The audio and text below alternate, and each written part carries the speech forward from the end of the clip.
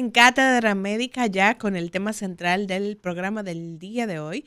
Tenemos la oportunidad de conversar con la doctora Melody Crequet, quien es geriatra, y hoy vamos a estar hablando sobre las caídas en el adulto mayor. Buenos días, doctora, gracias por acompañarnos. Muy buenos días, Lizaine, muy buenos días, doctor Montero. Siempre agradecida de estar aquí, de poder orientar a los radioescuchas de la Cátedra Médica sobre informaciones importantes para prevenir, cuidar, tratar a nuestras personas mayores. La verdad que es un placer estar aquí. El placer es nuestro, doctora, y el agradecimiento también, porque sabemos lo que representa para ustedes que son médicos asistenciales el poder apartar un momento de su mañana, venir aquí a orientar a la gente que nos escucha y dejar quizás de ver algunos pacientes que tengan por ahí en agenda para más tarde por venir a aportar. Y de verdad para nosotros eso tiene mucho valor y le agradecemos inmensamente, sobre todo cuando tenemos que hablar de nuestros adultos mayores.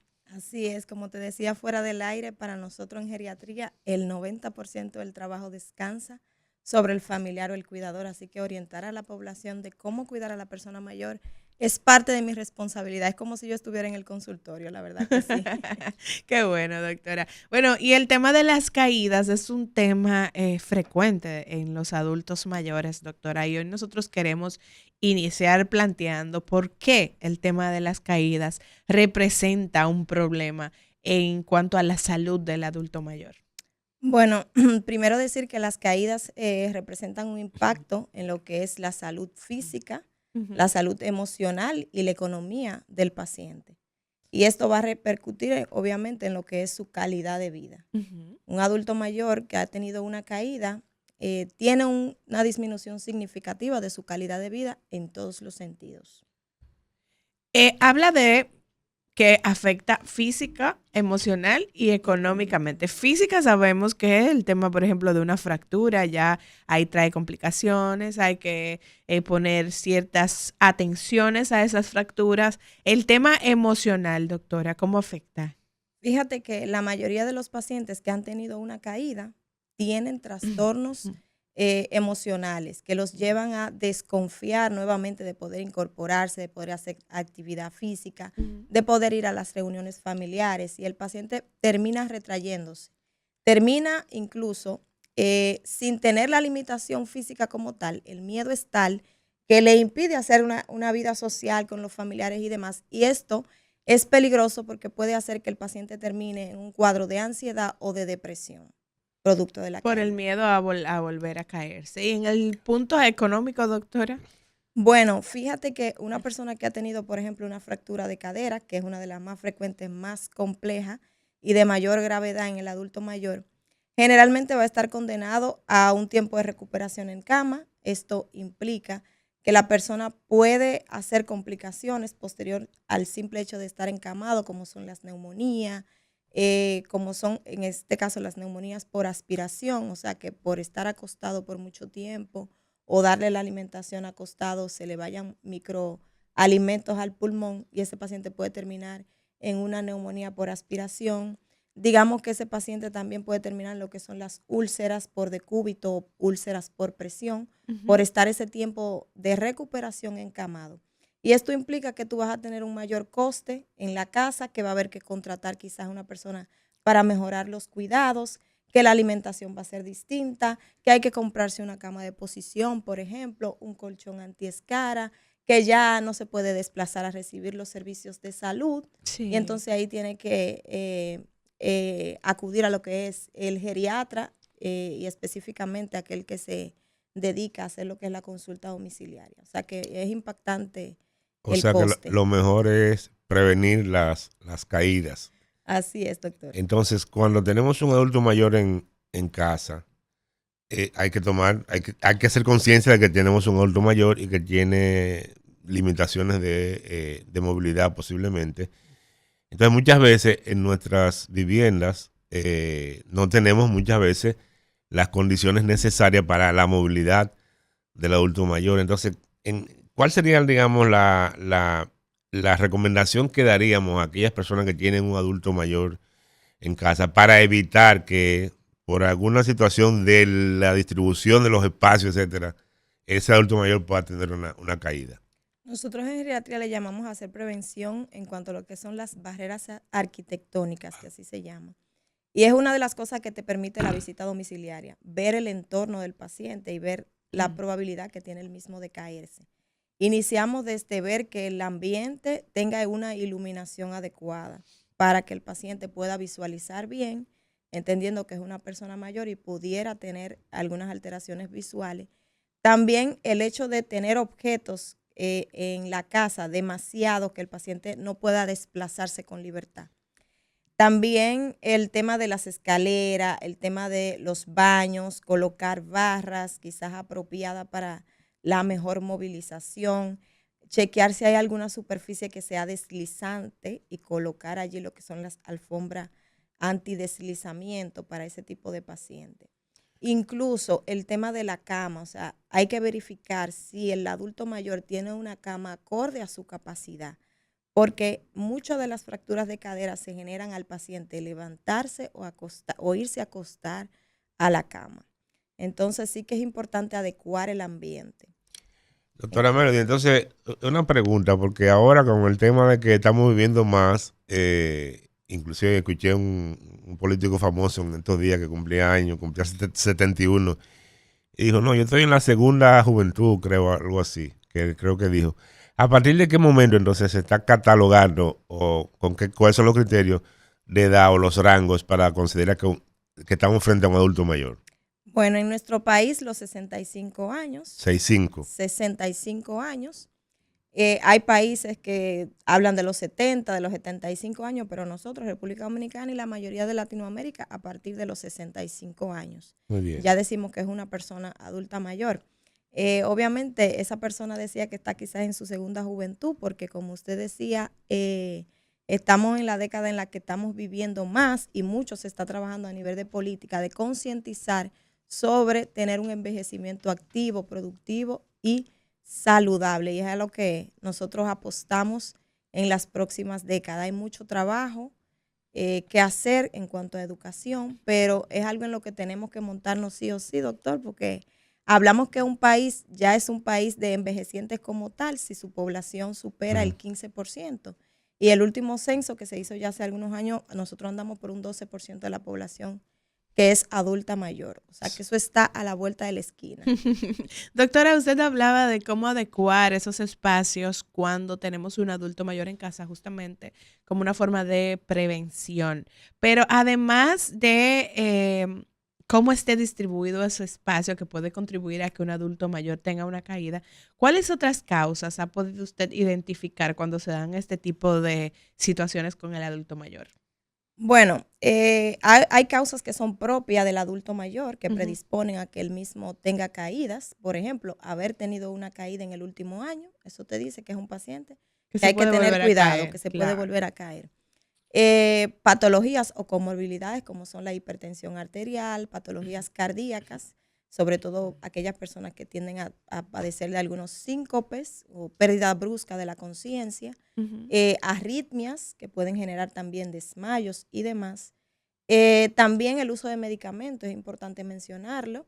La mayoría de los adultos mayores son polimedicados y el simple hecho de estar polimedicado te añade un riesgo de tener caída por las interacciones medicamentosas. Polimedicado, doctora, para la gente que nos escucha, ¿a partir de cuántos fármacos para orientar a las familias? Que polifarmacia menor a aproximadamente 3 fármacos. Sin embargo, nosotros sabemos que la gran mayoría de los adultos mayores sobrepasan los 5 fármacos.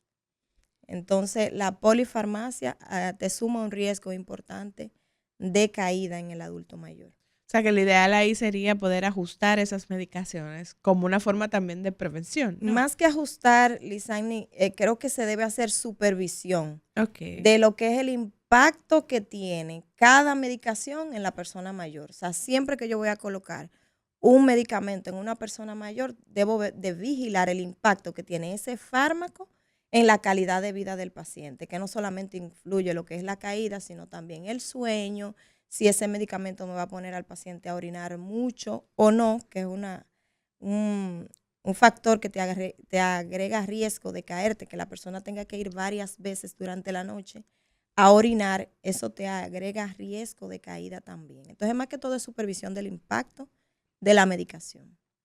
Bien, hoy estamos conversando con la doctora Melody Crequet. Hablamos sobre las caídas en el adulto mayor, cómo prevenirlas y qué medidas tomar en casos de que sucedan. Hablaba de algunas condiciones de base que pueda tener el adulto mayor que pueden predisponer al tema de las caídas. Sabemos que en esta etapa de la vida muchas personas tienen complicaciones de visión. Entonces, ¿qué tanto influye esto también en el riesgo de que se pueda caer un adulto mayor? Mira, influye bastante, tanto lo que son las alteraciones visuales como las alteraciones auditivas. Ujú.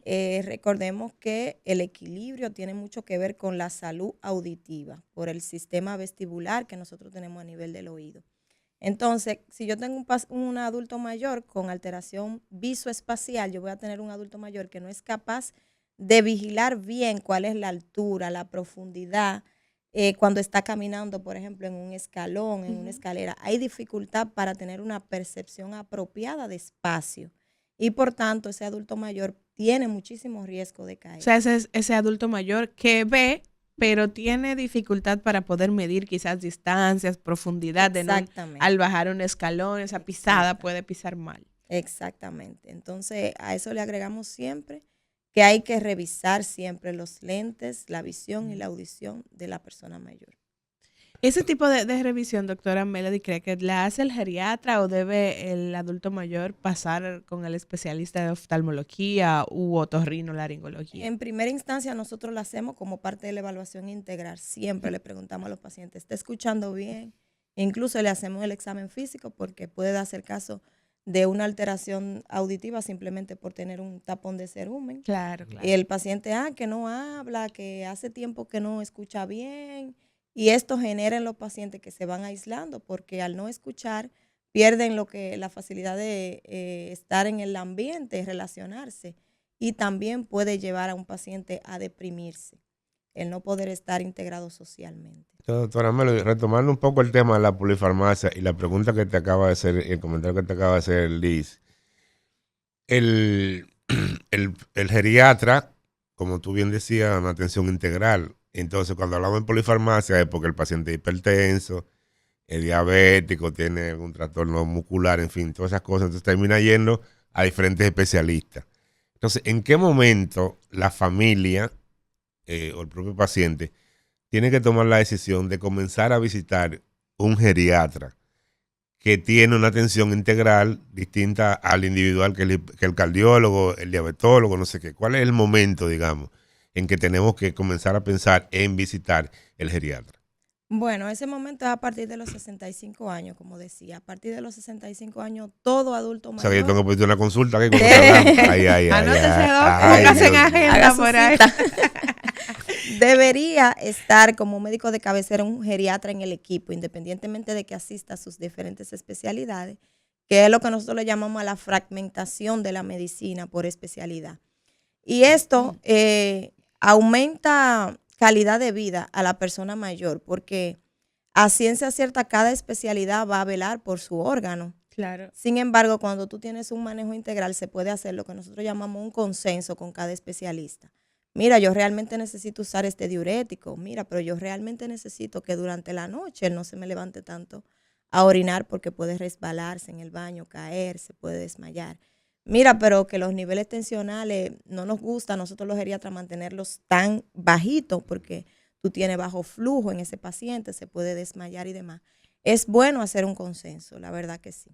Y me parece muy interesante, doctora, que usted es tajante cuando el doctor le pregunta, ¿cuándo debe la familia determinar que debe atender a ese adulto mayor? A los 65 A años. los Sí. 65 Eso independientemente de que ese paciente o ese adulto mayor, que no necesariamente tiene que ser paciente, pues no tenga ninguna condición. O sea, no hay que esperar a que se presente una situación, a que ya esté complicado de salud para usted pasar por una consulta de geriatría. Yo siempre comparo el hecho de que con los bebés al nacer llevamos religiosamente esa consulta de niño sano con el pediatra. Con el adulto mayor deberíamos hacer lo mismo, sí, doctora. Eso es así. Mira que ahorita hablamos sobre la preparación para la jubilación, para la pensión y demás.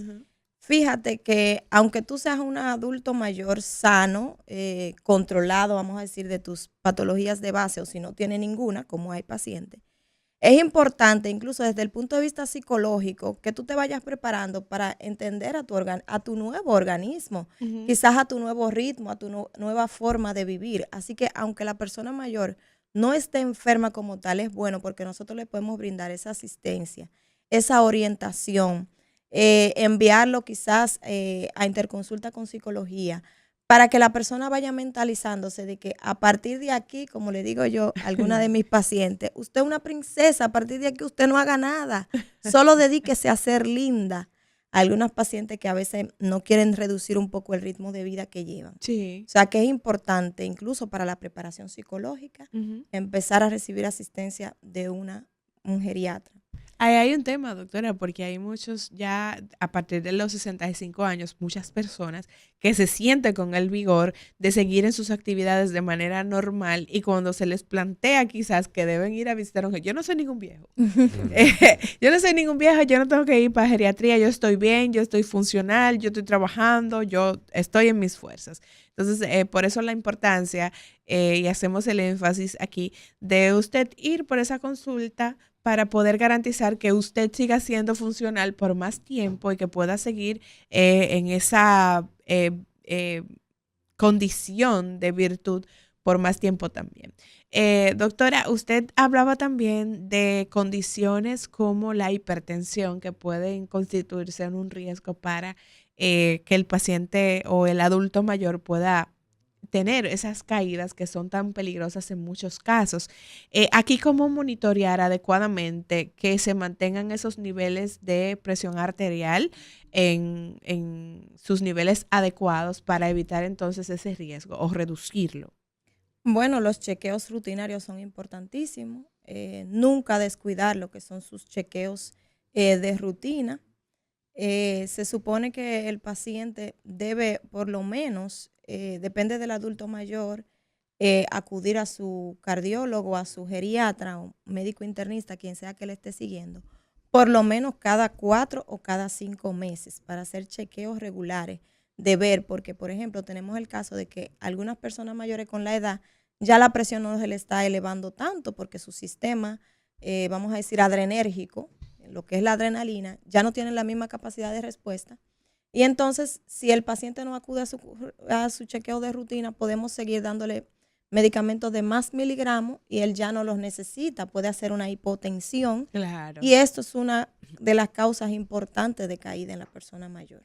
Y qué interesante que usted haga esa mención, porque es que hay gente que les medican por hipertensión y no pasan jamás ni por el consulta de cardiología, ni del médico internista, ni del geriatra, mucho menos. Entonces siguen con esa medicación por años, por años, por años. Y la importancia de poder vigilar cómo su organismo está reaccionando, cómo va y si esa dosis hay que cambiarla, eso hace la diferencia en que entonces usted presente una situación de mayor peligro por no dar ese seguimiento a esa medicación. Eso es así.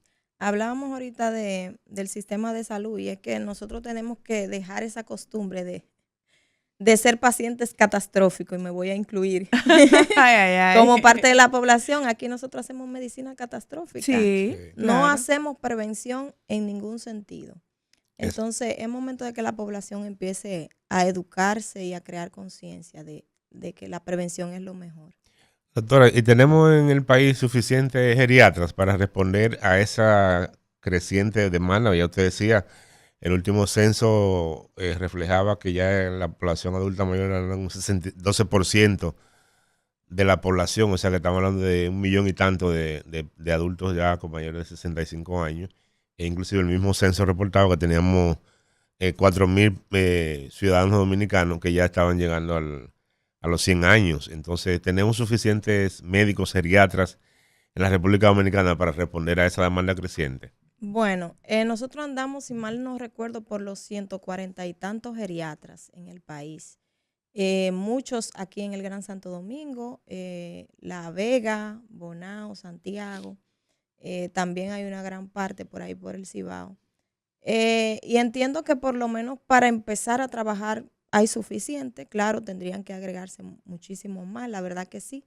en la medida en que el sector de la salud como tal se vaya adaptando a trabajar con la persona mayor, porque parte de la adecuación, decíamos ahorita, ¿verdad?, de los espacios, de las barras, de todo lo que hay que colocar, también debe incluirse la preparación de las personas para asistir a esa persona mayor, que debe ser diferente, que debe ser a un ritmo diferente, comprender, por ejemplo, cuando tienen alteraciones visuales, alteraciones auditivas, al momento que van a recibir un servicio o un bien prestado. Entonces, nos queda mucho por trabajar, la verdad que sí, y ojalá que eso no le falte mucho. Tengo una colega que tiene 2 adultas mayores, que ella le da seguimiento, no las cuida, pero le da seguimiento. Y bueno, tiene siempre me comenta la dificultad que tiene con el servicio, que no dura el servicio, porque ella llegan y a los 3 días ya salen corriendo, porque al final hay una serie de conductas, de condiciones que muchas veces no entendemos de los adultos mayores.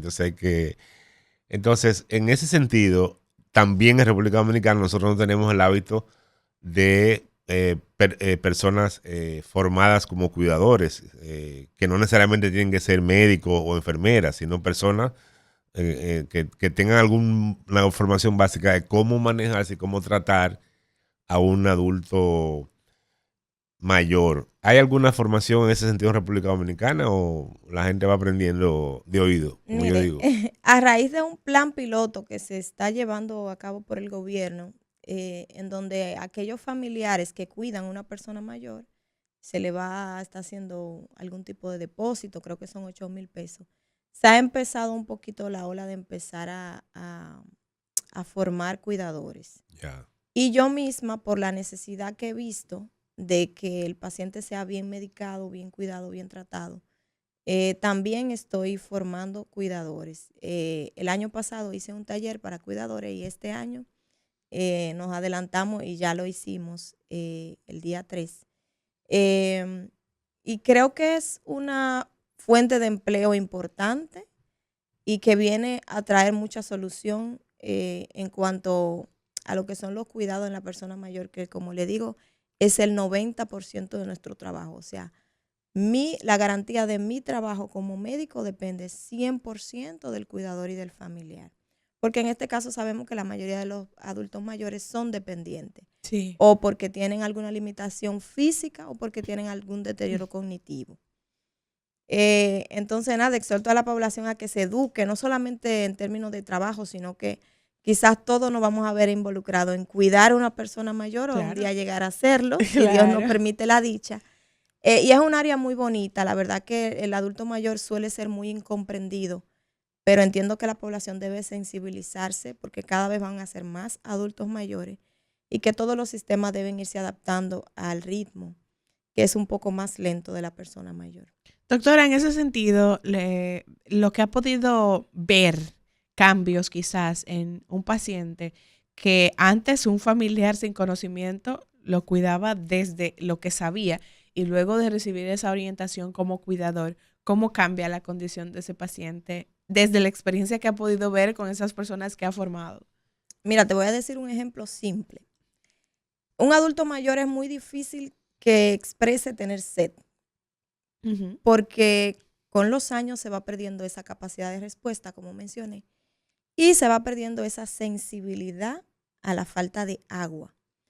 Por lo tanto, un cuidador debe tener presente que debe darle agua a ese adulto mayor sin que él mismo se la pide, que debe hacerse una programación para darle agua cada 2 horas. Algo tan sencillo, doctor. Algo tan sencillo como eso, claro, de la evaluación con su médico, porque hay personas que no pueden consumir exceso de agua, ¿verdad? Sí. Porque tienen alguna condición renal o alguna condición cardíaca. Pero un ejemplo tan sencillo como esto me va a evitar a mí que el paciente tenga cuadros de constipación, que secundario a ellos se le sube el amonio al cerebro, es esa sustancia que se acumula, sube al cerebro y hace que el paciente se ponga irritable o deprimido en su defecto. O sea que estamos previniendo cuadros. Sabemos que la mayoría de los virus, bacterias, se eliminan más fácilmente si un paciente está hidratado. Los niveles tensionales pueden bajarse mucho cuando un paciente adulto mayor está deshidratado. Y por ahí también podemos prevenir el tema que tenemos hoy en palestra, que es la caída. Claro. Por una hipotensión secundaria a una deshidratación. Claro, excelente, doctora. Hoy estamos conversando con la doctora Melody Crequet aquí en Cátedra Médica y hablamos sobre las caídas en el adulto mayor, qué medidas tomar para prevenirlas y qué hacer si ya la caída pues tuvo lugar. Vamos a hacer una pequeña pausa, pero retornamos de inmediato con más aquí en Cátedra Médica. Cátedra Médica, porque la salud merece respeto.